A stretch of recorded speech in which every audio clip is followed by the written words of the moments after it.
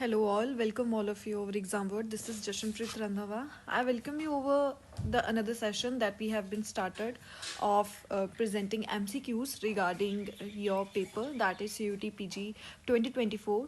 So today I have come with a question over Western critical thought, in which we'll try to cover most of the questions regarding Plato and Aristotle. हमारी इस video में जो हम अब western political thought से शुरू कर रहे हैं, क्योंकि पॉलिटिकल थ्योरी के हमने most of the parts cover कर लिए थे जो ऑलरेडी यूट्यूब पर है, आप वहाँ से देख सकते हैं। मोस्ट ऑफ द जो वहाँ पर क्वेश्चंस आंसर डिस्कस हुए हैं वो सब पॉलिटिकल थ्योरी से रिलेटेड थे, और हम वेस्टर्न पॉलिटिकल थॉट स्टार्ट कर रहे हैं। तो you will get the videos regarding about thinkers now. और आज हम एटलीस्ट 10 क्वेश्चन कवर करेंगे जो सिर्फ प्लेटो एंड एरिस्टोटल के रिगार्डिंग होंगे। इसी रिगार्डिंग एक और सीरीज आएगी जिसमें हम और थिंकर्स कवर करेंगे, उनके most of the expects cover करेंगे through MCQs. And these MCQs have been built in a way कि आपकी रिवीजन भी हो जाए और आप क्वेश्चन आंसर करना और एलिमिनेशन मेथड लगाना भी सीख जाए। तो it has been prepared in a way कि आप दोनों चीज़ों को पैरेलली सीख सकें। So, about our very first question, that which is not correct about political thoughts of Plato. So, इनमें से कौन सा करेक्ट नहीं है प्लेटो के लिए? सो फर्स्ट ऑप्शन है कि डायलेक्टिकल मेथड उन्होंने फर्स्ट टाइम यूज़ किया, it is correct.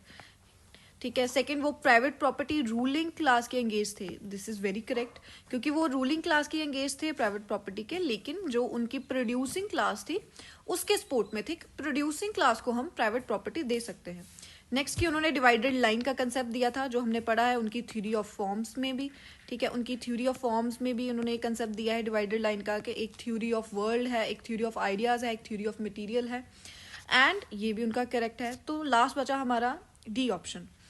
To him 4 cardinal virtues were wisdom, courage, knowledge and justice. और इसमें से क्या मिस है? देखिए, विजडम है, करेज है, जस्टिस है, लेकिन नॉलेज विजडम के एकदम रिलेटेबल है। यहाँ पर एक क्या मिस है? एपेटाइट। तो यहाँ पर एपेटाइट आना था। अगर यहाँ पर एपेटाइट होता तो ये सही होता। Most of the time students क्या गलती करते हैं, वो पूरा सेंटेंस पढ़ते ही नहीं। आप सिंपल यहाँ से ये पढ़ लोगे 4 कार्डिनल वर्च्यूज, आप कहोगे ये भी सही है, तो आप कहीं ना कहीं प्रोबेबिलिटी हो जाती है कि you might tick the question that answer that is wrong. तो यहाँ पे डी ये गलत है, तो इसका सही आंसर होगा डी। ठीक है, जो प्लेटो से रिलेटेड नहीं है, which is not correct. Second question is which of these are common between Plato and Aristotle. तो आप प्लेटो एंड एरिस्टोटल अगर आपको पता हो तो Aristotle was disciple of Plato. ठीक है, so Plato was a master of Aristotle. तो इनमें से क्या है जो दोनों में सिमिलर है? There were huge differences, but उनमें कुछ सिमिलरिटीज भी हैं। जैसे कि फर्स्ट है normative and philosophical approach, second positivist and empirical approach, approaching politics more as a science than art, and considering state as a highest moral and ethical social institution. तो इसमें से जो करेक्ट ऑप्शन होगा वो होगा first, कि दोनों की अप्रोच फिलोसफिकल अप्रोच थी कहीं ना कहीं। ठीक है, हम प्लेटो को टोटली नॉर्मेटिव भी थिंकर बोलते हैं और एरिस्टोटल को भी नॉर्मेटिव थिंकर बोलते हैं, बट कहीं ना कहीं एरिस्टोटल को एम्पेरिकल भी बोला जाता है, but he was normative thinker also, उनकी नॉर्मेटिव अप्रोच भी थी। पॉजिटिविस्ट एम्पेरिकल अप्रोच नहीं थी, दोनों सिमिलर नहीं थे। हम एरिस्टोटल को कहीं ना कहीं एम्पेरिकल अप्रोच में बोल सकते हैं, लेकिन प्लेटो को नहीं बोलते हैं। Politics more as a science than art, ये एरिस्टोटल का था, इसके बारे में पॉलिटिकल साइंस के बारे में प्लेटो ने ऐसा खास बोला नहीं है, तो ये एरिस्टोटल के लिए था, लेकिन कॉमन नहीं है दोनों के में। And fourth option is state as highest moral and ethical social institution, that is correct. तो 1 एंड 4th ऑप्शन क्या है हमारी? बी। तो इसमें क्या है? बी एज अ करेक्ट होगा, क्योंकि दोनों ही स्टेट को as a highest moral and ethical institution देखते थे, ये दोनों में कॉमन था। देन आर थर्ड क्वेश्चन, यहाँ पे 6th लिखा हुआ है, third, which of these is incorrect about Aristotle ideas of citizenship. ठीक है, तो इनमें से कौन सा आइडिया गलत है जो एरिस्टोटल ने सिटीजनशिप पे रिगार्डिंग नहीं दिया है?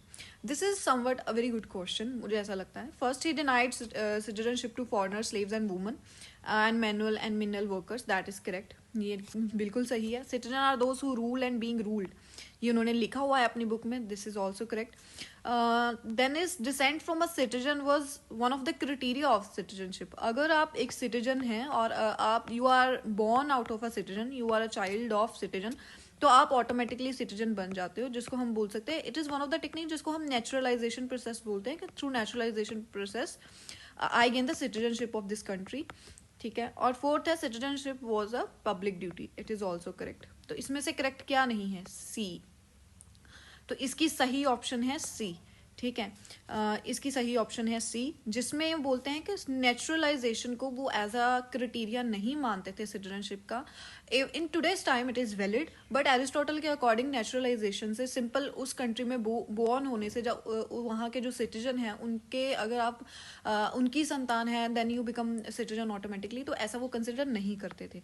तो नेचुरलाइजेशन के अकॉर्डिंग वो सिटीजनशिप को नहीं कंसिडर करते थे। Then we have fourth question which is not correct about political thought of Aristotle, ठीक है। कौन सा इनमें से प्लेटो के एरिस्टोटल का जो थॉट है उनमें से करेक्ट नहीं है? First was more pragmatic and empirical as compare to Plato. हाँ, उनसे ज़्यादा वो एम्पेरिकल प्रेगमेटिक थे, लेकिन एज इट इज़ बिल्कुल अगर हम बोल दें कि उनकी बिल्कुल साइंटिफिक इंडक्टिव अप्रोच थी, वो नहीं हम बोल सकते। वो फिलोसफिकल एंड नॉर्मेटिव भी थी, ठीक है, लेकिन ये करेक्ट है। Then considered as father of comparative politics, it is also correct. Then he called politics as master science, it is very correct. And D है he also gave the theory of forms which was similar to given to Plato. ऐसा नहीं है, similar नहीं थी। He has also given the theory of forms, but बिल्कुल similar नहीं थी, उनकी बिल्कुल opposite थी। क्योंकि वो जो प्लेटो का जो थ्योरी ऑफ आइडियाज़ का जो एक कंसेप्ट था, थ्योरी ऑफ फॉर्म्स के according theory of beings and ideas, इसको बिल्कुल उन्होंने नकारा है।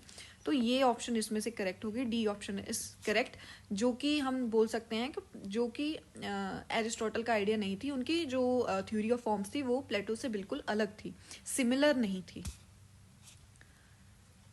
देन हमारा next question, Sabine said what Aristotle call the ideal state is always the Plato second best state. तो ये बोलते हैं कि इसमें सिंपल उन्होंने ये पूछ लिया है कि सेकंड बेस्ट स्टेट कौन सी थी प्लेटो की। तो फर्स्ट बेस्ट स्टेट तो सभी को पता है, आइडियल स्टेट, ठीक है।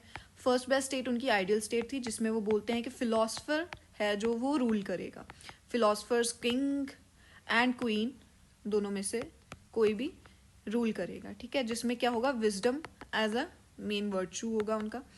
इनमें से अब बोलते हैं कि उनकी जो सेकेंड बेस्ट स्टेट थी वो कौन सी थी, तो वो लॉज की थी, ठीक है।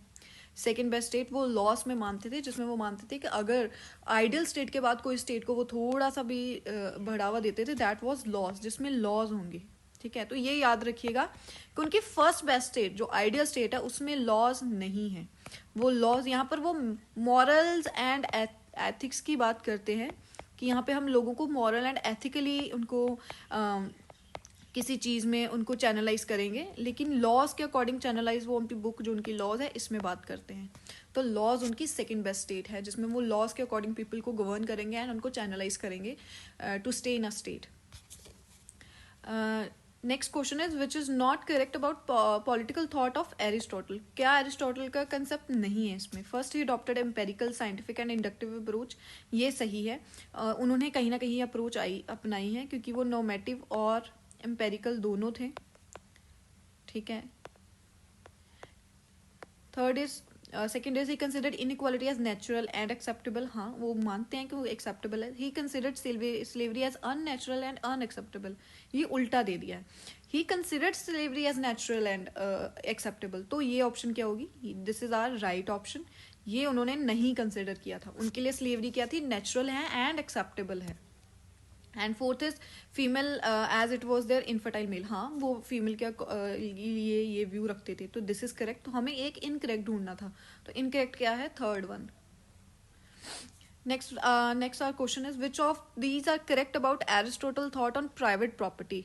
तो उनके क्या, एरिस्टोटल के क्या व्यूज है प्राइवेट प्रॉपर्टी पर, ठीक है। तो इनमें से हमें करेक्ट देखना है। First one is like Plato he barred ruling class from acquiring private property. क्या ये करेक्ट है? ये करेक्ट नहीं है, ठीक है। उन्होंने कभी उन्होंने अपनी जो इनकी प्राइवेट प्रॉपर्टी है रूलिंग को एक्वायर करने नहीं दी, तो दिस इज नॉट करेक्ट, ठीक है। तो वन तो नहीं होगा, तो आप इसको एलिमिनेट कर दीजिए, ठीक है। Property should have use value, this is correct. Then money earn from trading and landing on interest is not good, this is also correct. Virtue not mere wealth should be criteria of political affair, this is also correct. तो option क्या होगी? 2, 3 and 4 option सही होगी, तो this one is correct. Next उनकी book है विच of these books were not authored bye Aristotle, कौन इनमें से बुक्स है जो एरिस्टोटल ने नहीं लिखी है, तो मतलब इनमें से 3 उन्होंने लिखी होंगी, एक उन्होंने नहीं लिखी है। तो इसमें से आएगा टेमस, टेमस उन्होंने नहीं लिखी है, ये प्लेटो ने लिखी है, इसको याद रखिएगा, इंपॉर्टेंट बुक है प्लेटो की, ठीक है, इंपॉर्टेंट उनके इसमें व्यूज हैं, दिस इज इंपॉर्टेंट।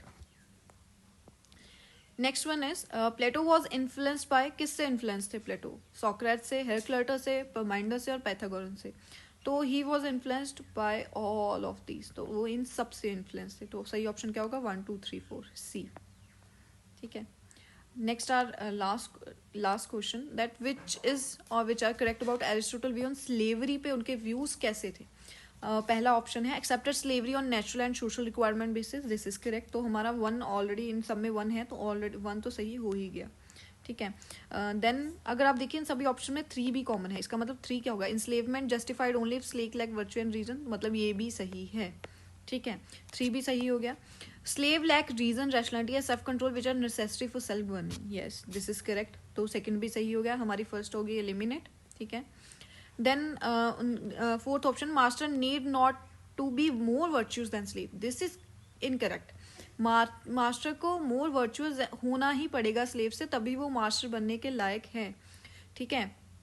तो इसमें क्या हो गया कि फोर्थ ऑप्शन क्या है, इसमें गलत दे रखी है, तो हमें सही चुनना था, तो फोर्थ ऑप्शन ये हो गए, तो ये दोनों हो गए एलिमिनेट, इसका मतलब सही क्या होगा, D. Fifth he anticipated no need for slavery with technological advancement, this is correct. वो बोलते हैं जब टेक्नोलॉजिकल एडवांसमेंट हो जाएंगी तो मास्टर्स और स्लेव का रिश्ता होना ज़रूरी नहीं है, तब और भी बहुत ज़्यादा रिक्वायरमेंट्स, साइंस इतना ज़्यादा प्रोग्रेस कर जाएगी कि स्लेव को, अगर स्लेव रैशनल इनफ नहीं भी होगा तो भी वो अपना, उसको मास्टर्स की जरूरत नहीं पड़ेगी। तो this one is also correct. So this is our question we been doing. तो इसी के साथ हम अपना ये वाला जो लेक्चर ये ख़त्म करते हैं। जो नेक्स्ट अभी लेक्चर आएगा उसमें हम जो नेक्स्ट वेस्टर्न पॉलिटिकल थॉट के थिंकर्स हैं उनके बारे में 10 और क्वेश्चन लेके आएंगे। So thank you so much for joining and I hope आप सबकी प्रिपरेशन अच्छी चल रही है। Thank you so much.